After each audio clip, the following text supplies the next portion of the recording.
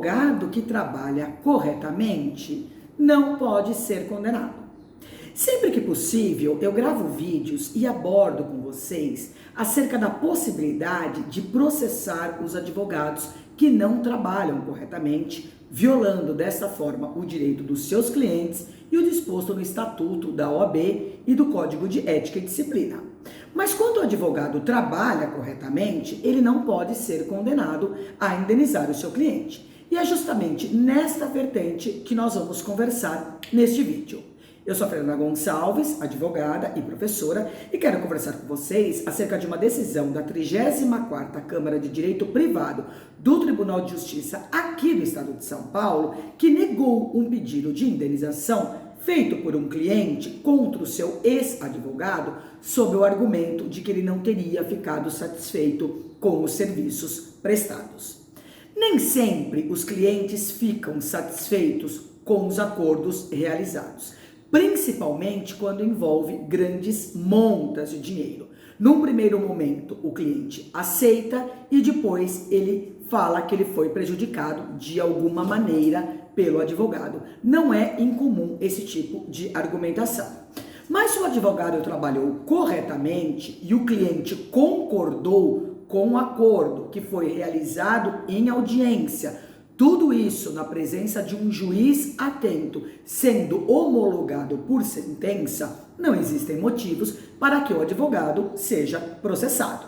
É importante informar que o cliente ele só pode responsabilizar o advogado se ele comprovar que o advogado o prejudicou de qualquer maneira, e aqui nós não estamos falando só da parte financeira, que causou qualquer espécie de prejuízo, ou ainda que o advogado foi negligente com os seus deveres funcionais ou atuou com má fé. A simples insatisfação, modo de dizer, não é causa de processar o advogado se esse trabalhou corretamente. Vamos entender o caso concreto como de costume. Um homem contratou um advogado para ingressar com uma determinada reclamação trabalhista. Nessa ação, este homem, que era o cliente, ele teve sucesso perante o Tribunal Superior do Trabalho. E a empresa reclamada foi condenada ao pagamento de indenização e outras vantagens que somavam a quantia de R$2 milhões.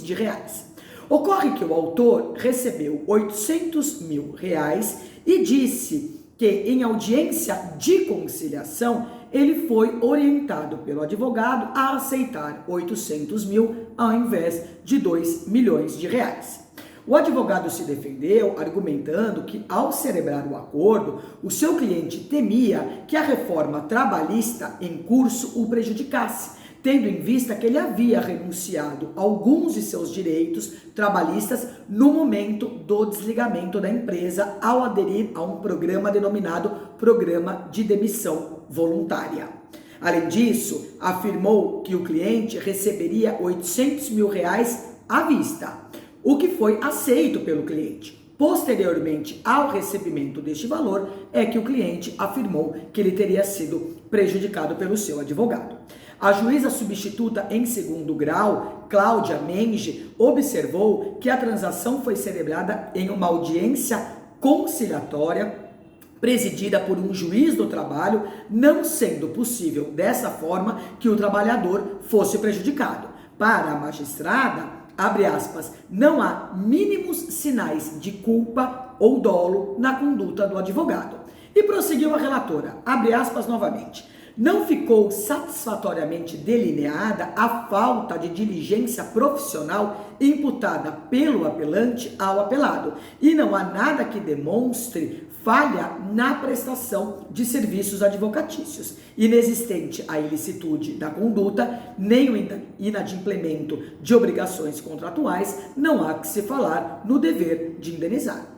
O cliente, estando ciente do que está sendo feito e concordando e não havendo um prejuízo, é lógico que é descabido processar o seu advogado. Para quem tiver interesse em conferir essa decisão, basta acessar os autos 10.551-81.2020.